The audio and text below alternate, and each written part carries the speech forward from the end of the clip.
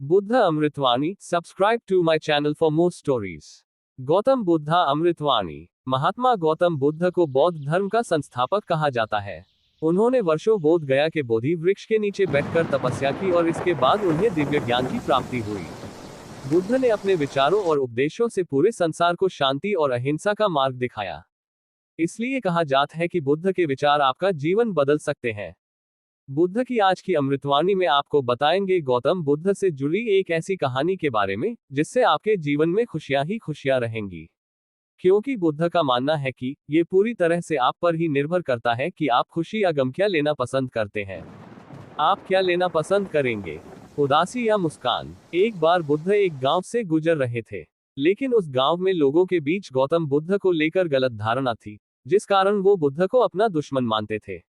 जब उस गांव में बुद्ध आए तो गांव वाले उन्हें बहुत भला बुरा कहने लगे और बदुआएं देने लगे। लेकिन इसके बावजूद भी बुद्ध गांव वालों की बात शांति से और मुस्कुरा कर चुपचाप सुनते रहे। गांव वालों ने देखा कि उनकी बातों का बुद्ध पर कोई असर नहीं हो रहा है और वे विनम्रता से उनकी बातें सुन रहे हैं। गांव वाले जब बोलते बोलते थक गए तो आखिर में बुद्ध ने कहा कि यदि आप सभी की बातें समाप्त हो गई हो तो मैं अब प्रस्थान करूं। बुद्ध की बात सुनकर गांव वाले हैरान रह गए। लेकिन उस भीड़ में एक व्यक्ति ने बुद्ध से कहा कि हमने तुम्हारी कोई प्रसन्नता नहीं की है, हम तुम्हें बदुआएं दे रहे हैं, क्या तुम्हें इससे कोई फर्क नहीं पड़ता? बुद्ध मुस्कुराते हुए बोले, जाओ, मैं आपकी गालियां या बद्दुओं को लेता ही नहीं। आपके द्वारा दी गई गालियों से भला मेरा क्या होगा? जब तक कि मैं आपकी गालियों को स्वीकार ही नहीं करता इसका कोई परिणाम ही नहीं होगा। जानते हैं, कुछ दिन पहले एक व्यक्ति ने मुझे बहुत सारे उपहार दिए, लेकिन मैंने उसे लेने से मना कर दिया। जब मैं लूंगा ही नहीं तो कोई मुझे कैसे दे पाएगा?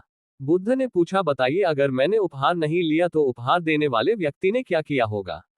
भीड़ में से किसी ने कहा, व्यक्ति ने अपने उपहार को अपने पास रख लिया होगा। बुद्ध ने कहा, मुझे आप सब पर इसलिए दया आती है क्योंकि मैं आपकी इन गालियों को लेने में असमर्थ हूं और आपकी ये गालियां आपके पास ही रह जाएगी। सीख। भगवान गौतम बुद्ध के जीवन से जुड़ी इस कहानी से यह सीख मिलती है कि हम अक्सर अपने दुखों का कारण दूसरों को समझते हैं, लेकिन असल में ये हम पर ही निर्भर करता है कि हम वास्तव में क्या लेना चाहते हैं, खुशी या गम, उदासी या मुस्कान। यकीन मानिए, ये छोटी सी कहानी जीवन में एक बड़ा बदलाव ला सकती है। अपने दुखों की वजह आप खुद न बने। Next story. उपदेश। क्रोध करने वाला खुद भी जलता है और दूसरों को भी जलाता है। बुरी बातों को बार बार याद करने से हमारी परेशानियां बढ़ती हैं, मन अशांत होता है। इसीलिए दुख देने वाली बातों को भूलकर आगे बढ़ना चाहिए। इस संबंध में गौतम बुद्ध का एक प्रसंग प्रचलित है। गौतम बुद्ध अलग अलग क्षेत्रों में भ्रमण करते और अपने शिष्यों को उपदेश देते थे। एक गांव में वे उपदेश दे रहे थे। बुद्ध ने कहा कि क्रोध ऐसी अग्नि है जिसमें क्रोध करने वाला खुद भी जलता है और दूसरों को भी जलाता है। बुद्ध के प्रवचन सुनने के लिए बड़ी संख्या में लोग वहां बैठे थे। उन लोगों में बहुत गुस्से वाला एक व्यक्ति भी बैठा हुआ था। उसे ये बातें पसंद नहीं आई। वह अचानक उठा और बोलने लगा कि बुद्ध, तुम पाखंडी हो। बड़ी बड़ी बातें करना ही तुम्हारा काम है। तुम लोगों को भ्रमित कर रहे हो। तुम्हारी ये बातें आज कोई मायने नहीं रखती हैं। व्यक्ति लगातार बुद्ध को अपमानजनक बातें सुना रहा था। वहां बैठे सभी लोग ये देखकर हैरान थे कि बुद्ध ये सब शांति से सुन रहे थे, लेकिन कुछ बोल नहीं रहे थे।